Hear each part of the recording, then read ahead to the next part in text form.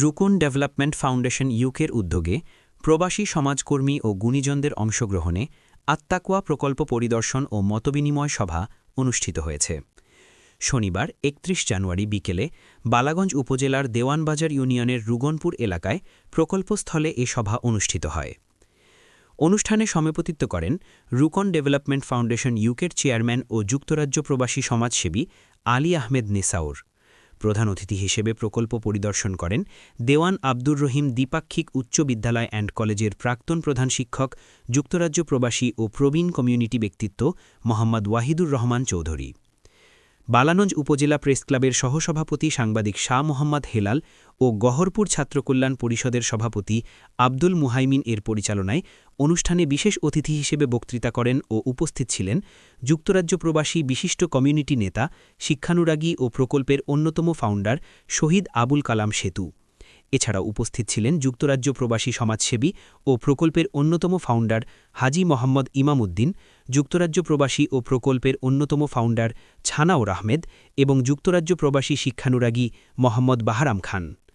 আরও উপস্থিত ছিলেন জামিয়া ইসলামিয়া খাগদিয়র মাদ্রাসা পরিচালনা কমিটির সভাপতি নুরুল ইসলাম চৌধুরী লয়লা, যুক্তরাজ্য প্রবাসী শিক্ষানুরাগী আলতাফ রহমানী চৌধুরী, সিলেট কালীঘাটের বিশিষ্ট ব্যবসায়ী ও সমাজসেবী মোহাম্মদ নজরুল ইসলাম চৌধুরী, যুক্তরাজ্য প্রবাসী ও প্রকল্পের অন্যতম ফাউন্ডার ইফতিকার আহমেদ এবং রুগনপুর জামে মসজিদের ইমাম হাফিজ মাওলানা এমদাদুল হক। এছাড়াও প্রকল্পের উপদেষ্টাদের মধ্যে উপস্থিত ছিলেন ও বক্তব্য রাখেন ঘোষগাঁও মহিলা টাইটেল মাদ্রাসার শাইখুল হাদিস ও সিলেট শুভানীঘাট মাদ্রাসার মুহাদ্দিস হাফিজ মাওলানা মকবুল আহমেদ, বিশিষ্ট লেখক ও গবেষক এবং দয়ামির ইউনিয়ন পরিষদের সাবেক চেয়ারম্যান আব্দুল হাই মুশাহিদ। আরও বক্তব্য রাখেন দেওয়ান Abdur Rahim high school and কলেজের বর্তমান অধ্যক্ষ মোহাম্মদ খলিলুর রহমান ও সিলেট পাইলট সরকারি উচ্চ বিদ্যালয়ের প্রাক্তন শিক্ষক মাস্টার নজির উদ্দিন। অন্যান্যদের মধ্যে উপস্থিত ছিলেন বালাগঞ্জ উপজেলা প্রেস ক্লাবের সাবেক সাধারণ সম্পাদক মোহাম্মদ জিল্লুর রহমান জিলু, নির্বাহী সদস্য এম.এ. কাদির, গহরপুর ব্লাড ফাইটার্সের সভাপতি কামরান আহমেদ, সাধারণ সম্পাদক মুহিত আল মেরাজ, সহসভাপতি মেহেদি আহমেদ এবং কোষাধ্যক্ষ জাহিদ হাসান। আরও ছিলেন গহরপুর ছাত্রকল্যাণ পরিষদের কোষাধ্যক্ষ রিপন আহমেদ, যুবনেতা হাফিজ আবুল খায়ের মারজান, লিলু মিয়া, মুজাহিদুল ইসলাম আরিফ, মাসুম আহমেদ, আব্দুল মালিক, জাকির আহমেদ, ইয়াকুব আলী সহ আরও অনেকে।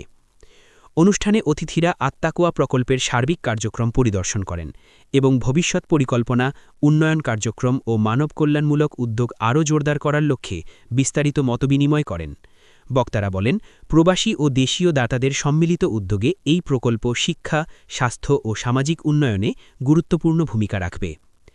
অনুষ্ঠানের শুরুতে পবিত্র কোরআন থেকে তেলাওয়াত করেন গহরপুর ছাত্রকল্যাণ পরিষদের ধর্ম বিষয়ক সম্পাদক মাওলানা সাইফুর রহমান। স্বাগত বক্তব্য রাখেন খন্দকার বাজার উচ্চ বিদ্যালয়ের সহকারী শিক্ষক পাপলুল হক।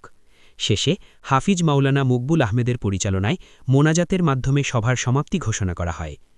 উল্লেখ্যের বিষয় হল, আত্মাকুয়া প্রকল্পের আওতায় নির্মাণাধীন ম্যাটারনিটি ক্লিনিক, অরফ্যানেজ ও হাফিজিয়া মাদ্রাসা, কারিগরি প্রশিক্ষণ কেন্দ্র এবং নার্সিং হোমের জন্য ভূমি ভরাট, বাউন্ডারি দেয়াল নির্মাণ, প্রকল্প এলাকায় নিজস্ব ২টি সংযোগ সড়ক নির্মাণ ও বিদ্যুৎ সংযোগের কাজ ইতোমধ্যে সফলভাবে সম্পন্ন হয়েছে।